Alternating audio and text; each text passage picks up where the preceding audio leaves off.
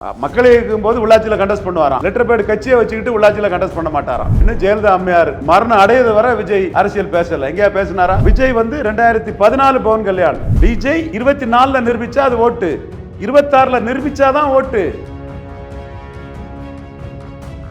கரெக்டா சீமானதை புரிஞ்சுக்கிட்டு பலம் நிரூபிக்காத விஜய்க்கு வாக்கு இல்ல, பலம் நிரூபிச்சாதான் வாக்கு. அதான கலைஞர் அன்னைக்கே சொன்னாரு, விஜய் எங்க ஆள் இல்ல, ஜெயலலிதாவுக்கு ஆளு, ஜெயலலிதாவுக்கு ஆளுக்கும் விஜய்க்கும் சண்டை, எங்களுக்கும் விஜய்க்கும் சம்பந்தமே கிடையாதுன்னு கலைஞர் தலைவா படத்துல அறிக்கை விட்டுட்டார. அவர் சீரோ தாங்கிறது அண்ணாமலைக்கு தெரியும், ஸ்டாலினுக்கு தெரியும், எடப்பாடிக்கு தெரியும், சீமானுக்கு தெரியும். அது வரை அவர் சீரோ தான். வாய்ஸ் ஆஃப் சவுத் நேயர்களுக்கு வணக்கம். இந்த நேர்காணலில் நாம் சந்திக்கிறப்பவர் அரசியல் விமர்சகர், திறனாய்வாளர் திரு ரவீந்திரன் துரைசிங்கம் அவர்கள். வணக்கம். வணக்கம் தம்பி.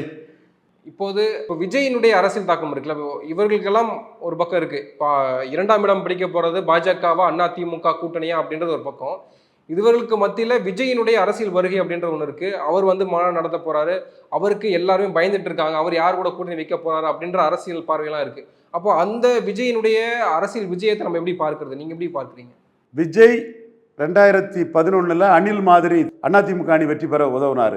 அப்பவே திமுகவுக்கும் அவருக்குள்ள உறவு முறிஞ்சு போச்சு. ஜெயசீலங்கிறவரை உடைச்சி திமுக அவங்க கூட சேர்த்துட்டாங்க. திமுகவை ஏற்றுக்கொள்ள ரசிகர்கள் திமுகவில் நின்னாங்க. மற்ற ரசிகர்கள் இவர் இது பண்ணாங்க. பேனர்லெல்லாம் அதிமுக போஸ்டர்லாம் விஜய் படத்தை போட்டிருந்தாங்க. அணில் மாதிரி உதவுனதாட்டு எஸ்.ஏ. சந்திரசேகரன் சொன்னார். அதுக்கு பிறகு 2014 மோடியை போய் பார்த்தார் இவர் விஜய். மோடியை போய் பார்த்தும் ஜெயலலிதா அம்மையார் 6% வாக்கு அதிகம் பெற்றுட்டாரு. இதெல்லாம் உண்மைங்க. ஜெயலலிதா விஜய்க்கு செய்தி தொடர்பாளர்கள் யாராவது இருந்தால் டேட்டாவோட மறுங்க. சும்மா என்னத்தையாம் போய் எனக்கு எதிராக வன்மத்தை கைக்கிட்டு பேசிட்டு இருக்கக்கூடாது. உண்மை ஒன்றுனா டேட்டாவை சொல்லு, மறுத்து பேசுங்க சகோதரர்களே. அது இல்லாமல் பேசிட்டு தெரியக்கூடாது. 6% ஜெயலலிதா அம்மையார் உயர்ந்துட்டாங்க. விஜய் அதிர்ச்சியில் ஆயிட்டாரு. அதுக்கு இனிமேல் என்ன செய்ய? இன்னும் ஜெயலலிதா அம்மையார் மரணம் அடையது வரை விஜய் அரசியல் பேசலை. எங்கேயா பேசினாரா? 6% அடி வாங்கினது பிறகு ஜெயலலிதா மரணிக்கிறது வரை எங்கேயாவது பேசினாரா? விஜய் பேசலை. அதற்கு பிறகு விஜய் இப்போ களத்துக்குள்ள வாராரு. அவருக்கு உரிமை. ஜனநாயகத்தில் கச்சராஜா சொன்ன மாதிரி 18 வயசு தாண்ட எல்லாத்துக்கும் நாட்டின் மேலே உரிமை இருக்குது. சாய்பாபா இதை போய் பார்க்குறத பாராட்டுறோன்னு ஹெச்ராஜா சொன்ன மாதிரி நம்மளும் அதை பாராட்டுறோம். வாராரு. 234லையும் அவர் பலம் நிரூபித்து தான் அவருக்கு பொலிட்டிக்கல் இன்னிங்ஸ் ஆரம்பிக்கும்.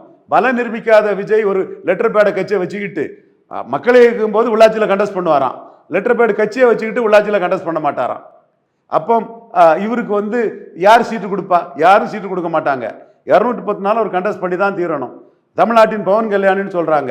2014 பவன் கல்யாண், 2019 பவன் கல்யாண் இல்லை.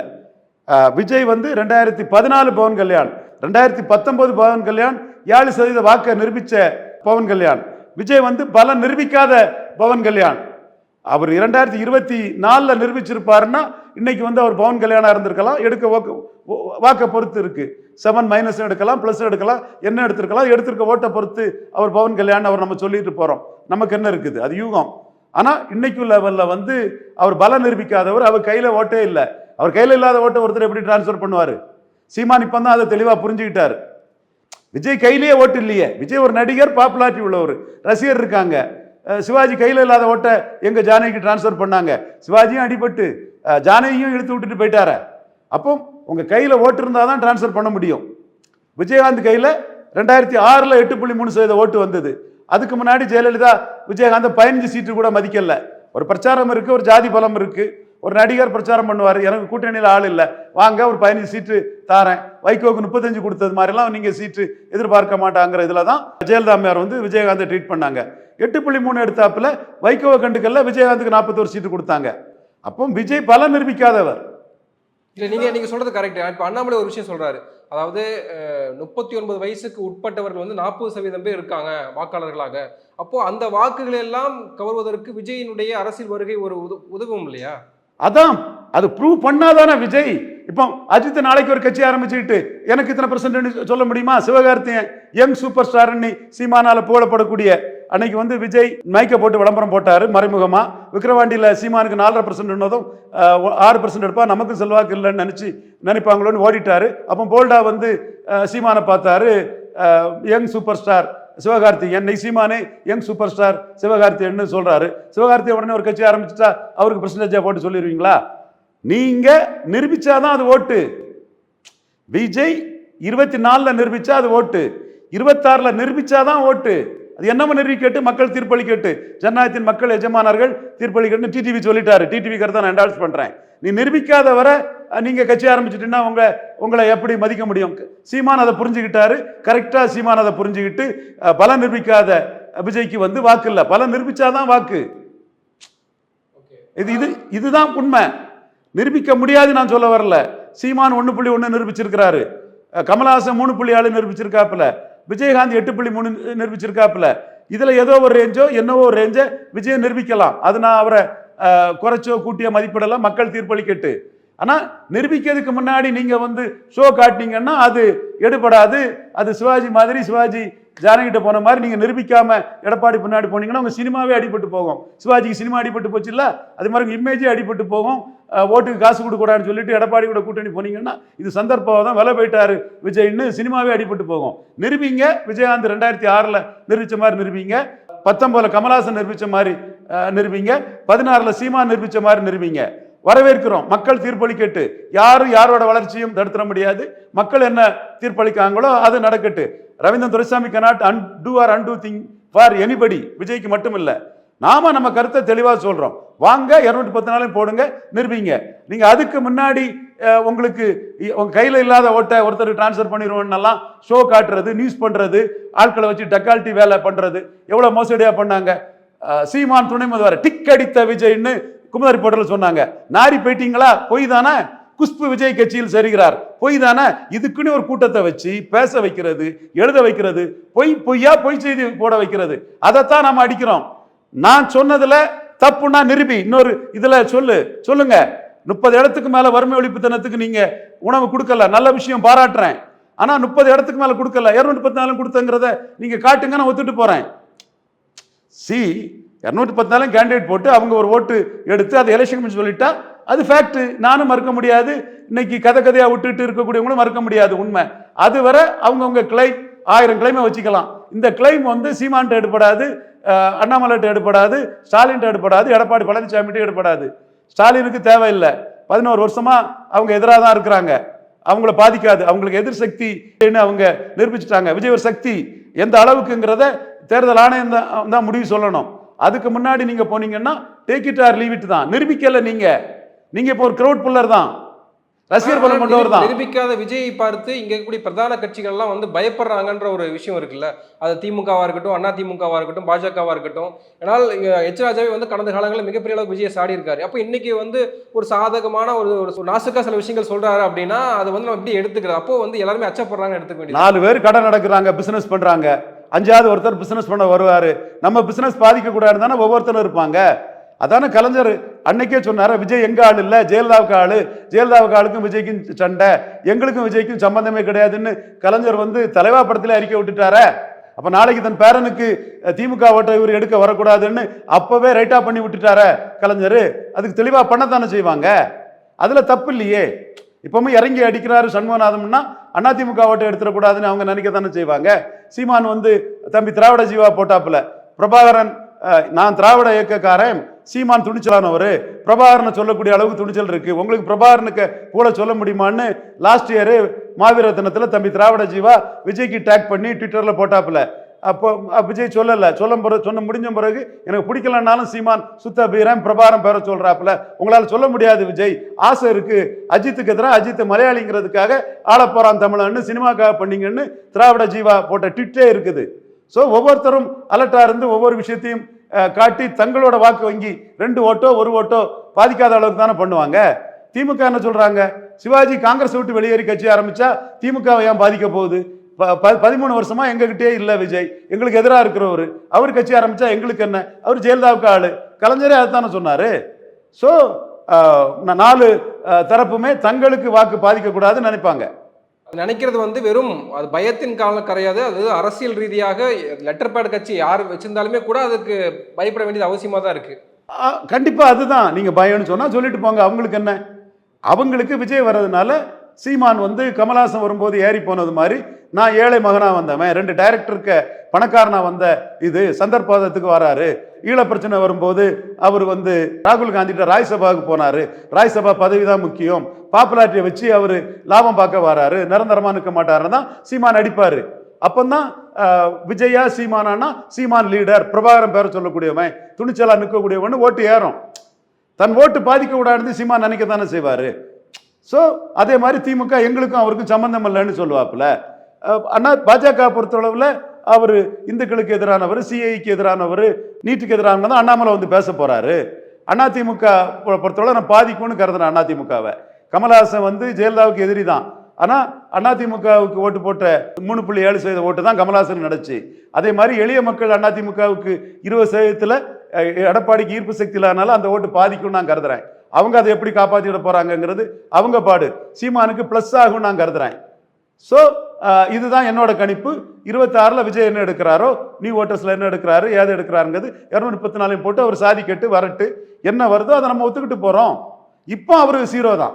இப்போ அஜித் ஒரு கட்சி ஆரம்பிச்சாலும் 0 தான், சிவகார்த்தியும் ஒரு கட்சி ஆரம்பிச்சாலும் 0 தான்.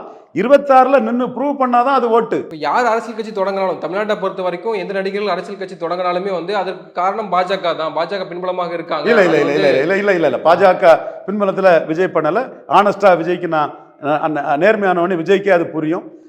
அவருக்கு என்ன கிடைக்குது, அவர் என்ன வளர முடியும்னு முயற்சி பண்றாரு. இதுக்கும் பாஜகவும் என்ன சம்பந்தம் இருக்கு? பட் ஒரு விஷயம், அவர் பாஜக எதிர்ப்பை தான் அவர் பேசுவார். ஏன்னா அவர் மெர்சல் படத்துல இருந்து உயர்ந்ததே, அவருக்கு ஆடியன்ஸ் வலிமை உயர்ந்ததே பாஜக எதிர்ப்புல தான் உயர்ந்ததுன்னு சொல்லும்போது பாஜக எதிர்ப்பை தான் பண்ணுவாரு. பாஜக எதிர்ப்புல சினிமா பார்த்தவங்க வந்து ஓட்டை இவருக்கு போடுவார்னு நினைச்சா அதுல அவங்க வந்து திமுக காங்கிரஸுக்கு போடக்குள்ள வாய்ப்பு தான் அதிகம் நான் கருதுறேன். அதுல எனக்கு என்னோட பார்வை திமுக காங்கிரஸுக்கு தான். அந்த கிறிஸ்டின் முஸ்லிம்ஸ் அரசியல் தன்னம்பிக்கை இன்றி அவங்க வந்து ஆர்எஸ்எஸ் எதிர்ப்புன்னு அங்கதான் போடுவாங்க. நான் வந்து ஐயா தாளிங்க நாடார் உழைப்பால ஆர்எஸ்எஸ் ஆல தன்னம்பிக்கையும் தலைநிமிரையும் பெற்ற இந்து நாடார் சமூகத்தை சேர்ந்தவன். என் சமூகத்தை சேர்ந்த கிறிஸ்தவ நாடார்கள் நாங்களும் ஃபார்வர்டில் தான் இருந்தோம், கிறிஸ்தவ நாடார்களும் ஃபார்வர்டில் தான் இருந்தோம். அப்போ கிறிஸ்தவ நாடார்கள்லாம் நாங்கள் 64 பேக்வேர்டுக்கு வந்துட்டோம். கிறிஸ்தவ நாடார்கள்லாம் வந்து சீமான் போன்றவங்களாம் அப்போ ஃபார்வர்டில் தான் இருந்தாங்க. அதற்கு பிறகு 83 தான் கிறிஸ்தவ நாடார்கள் பேக்வேர்டுக்கு வந்தாங்க. அப்போ கிறிஸ்தவ நாடார்கள் அப்போ பேக்வேர்டு வரும்போது அன்னைக்கு 50% பேக்வேர்டு இருந்தது. 50% மேஜர் சங்க் கிறிஸ்தவ நாடார்கள் தான் எடுத்தாங்க. 50% இடஒதுக்கீட்டில் மேஜர் கிறிஸ்தவ நாடார் தான் எடுத்தாங்க. அப்போ ராயப்பான்னு ஒரு கிறிஸ்தவ வன்னியர் எம்ஜிஆர் பண்ண தப்பு ஒரு கிறிஸ்தவ நாடார் மட்டும் பண்ணதுலாம் பெரிய அறிக்கை கொடுத்தார். செக்ரட்டரியா இருந்தவர் அவர் கிறிஸ்தவ வன்னியர். அப்படி இருந்த கிறிஸ்தவ நாடார்கள் 80க்கு மேல ஐயா தாளிங்க நாடார் உழைப்பு, ஆர்எஸ்எஸ் இது ஆர்எஸ்எஸ் எங்களுக்கு கொடுத்த தன்னம்பிக்கை உத்வேகம், எங்களுக்காக அவங்க ஆர்எஸ்எஸ் நின்னதுல இந்த நாடார்கள் வந்து பெரிய அளவு வந்து இன்னைக்கு 6% இடங்களை வந்து எம்பிபிஎஸ்ல பெறாங்க. டாப்ல இருந்த கிறிஸ்தவ நாடார்கள் 1.5% தான் பெறாங்க. 80களில் வந்து ஒட்டுமொத்த நாடார்கள் கொங்கு வேளாளர்களோட அதிக இடங்கள் வந்தாங்க. இப்போ கிறிஸ்தவ நாடார்கள் மன வலிமை இழந்து டவுன் ஆனதுனால கொங்கு வேளாளர்கள் தான் ஒட்டுமொத்த நாடார்களோட அதிக எம்பிபிஎஸ் இடங்கள் வர்றாங்க. ஸோ இந்த 40 ஆண்டுகளில் இவ்வளவு நடந்துடுச்சு. ஸோ அரசியல் தன்னம்பிக்கையற்ற அந்த கிறிஸ்தவ வாக்காளர்கள் வந்து கண்டிப்பாக வந்து திமுக காங்கிரஸ் கூட்டணிக்கு தான் போடுவாங்களே தவிர விஜய் வந்துட்டாரு, ஜோசப் விஜய் வந்துட்டுவாருன்னு போடுவாங்க நான் நினைக்கல. அது 2026 அது தெரிய வரும். இவங்க பார்லிமெண்ட்னா அது ராகுலுக்கு போடுவாங்கன்னு தான் 24 வரல. 24 வந்திருப்பாங்கன்னா அவருக்கு கிடைக்கிற ஓட்டை வச்சு அவர் 26 ஒரு சக்தியா நின்றுப்பார். இதைத்தான் நான் சொன்னேன். இதைத்தான் அவரை நான் அழைச்சேன். 24 வாங்க எடப்பாடியை பலகீனப்படுத்துங்கன்னு சொன்னேன். ஓப்பனா கூப்பிட்டேன். ஆனா அரசியல் தன்னம்பிக்கையற்ற கோழைத்தனமான எண்ணம் கொண்டவங்க 24 அவரை தடுத்துட்டாங்க. என்னமே 26 அவர் நிரூபிச்சுட்டு 29 ஒரு ஃபால்ஸ் ஆகட்டு. எண்ணம் எவ்வளவு வந்தாலும் நம்ம ஸ்கீமுக்கு 29 அவர் பயன்படுறதுக்கும் ஒரு வாய்ப்பு உண்டு. அதனால தான் பாஜக தலைமையை பொறுத்தவரை விஜய்க்கு எந்த தொல்லையும் கொடுக்கக்கூடாதுங்கிற கருத்தை தான் நாம முன் வச்சோம். பட் அவர் பாஜகவுக்கு ஆள் இல்லை. அவர் வளர்றதுக்கு அவருக்கு என்ன கிடைக்கும்னு முயற்சி பண்றாரு. யாருமே பி டீம் கிடையாது. மாயாவதியை பி டீம்னு சொன்னாங்க, அரவிந்த் கெஜ்ரிவாலை பி டீம்னு சொன்னாங்க, கூட்டணி வச்சுக்கிட்டாங்க. இவங்க கிறிஸ்டின் முஸ்லீம் ஓட்டு தங்களுக்கு வராமல் இன்னொருத்தருக்கு போகும்னா அவங்கள பி டீம்ன்றவாங்க. பி டீம் எல்லாம் கிடையாது. விஜய் வந்து அவருக்கு முயற்சி பண்றாரு. மக்கள் முடிவு பட்டுட்டு என்ன கிடைக்குன்னு இன்னைக்கு பெரிய அளவில் ஒன்றும் கொடி ஏறல. கமலஹாசன் மக்கள் நீதி மையம் கொடி அளவு கூட விஜய் கொடி ஏறல. இன்னும் 1.5 வருஷம் இருக்கு, கொடிகள் ஏற்றலாம். மாநாடு கூட்டம் வரும். கூட்டம் ஓட்டல்ல.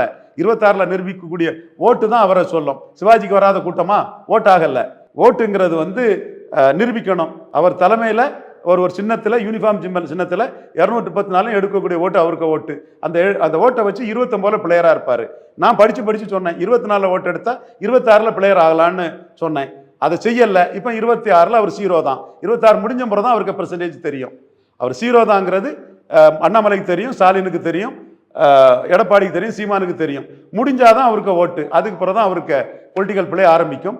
இப்போ வேணா அவரை வந்து டேக் இட் ஆர் லீவ் இட்னு சொல்லுவாங்க. அந்த அளவுக்கு ஏதோ துக்கோடா இதை தான் பண்ணுவாங்க. அது மட்டும் இல்லை, இவரை மையமாக வச்சு ராகவா லாரன்ஸுக்கும் விஷால் ரெட்டிக்கும் ஒரு அரசியல் இருக்கு. அதையும் நம்ம வந்து நடத்தி கொடுக்க முடியும். நம்ம டாம்ஸுக்கோ நம்ம தன்மைக்கோ விஷால் ரெட்டியும் ராகவா லாரன்ஸும் அதை இது பண்ணுவாங்கன்னா அதுக்கும் ஒரு வாய்ப்பு இருக்கு. காரணம், ஒரு பாப்புலர் ஆக்டருங்கிறத நம்ம மறுக்க முடியாது. பாப்புலர் ஆக்டர் வாராரு. விஜயகாந்துக்கு 8.3 கிடைச்சி, சீமானுக்கு 1.1 கிடைச்சது, கமல்ஹாசனுக்கு 3.7 கிடைச்சது, இவருக்கும் 1 கிடைக்கும். அது கிடைச்ச பிறகுதான் ஒரு அரசியல் சக்தி. அது வரை அவர் சீரோ தான். சசிகலா மாதிரி தான் சீரோ தான். தீபா ஜெயக்குமார் மாதிரி தான் சீரோ தான். சீரோனா 0% பலம் நிரூபிக்காதவர். தேர்தல் ஆணைய புள்ளி விவரத்தில் லெட்டர் பேட் தான். 26ல் நிரூபிச்சிட்டாருன்னா அது அவருக்கு ஸ்ட்ரென்த். அந்த ஸ்ட்ரென்த்தை நிரூபிக்காதவர், பலத்தை நிரூபிக்காதவர் 0% விஜய்ங்கிறதா நான் சொல்றேன். அஜித் வந்து பலத்தை நிரூபிக்கலனாலும் அஜித்தும் 0% அஜித் தான். விஜய்க்கு ஒன்று அஜித்துக்கு ஒன்றுன்னு சொல்ல மாட்டேன். இன்னும் 1.5 வருஷம் இருக்கு. அஜித் நினைச்சா கூட கட்சி ஆரம்பிக்கலாம், அவருக்கு உரிமை.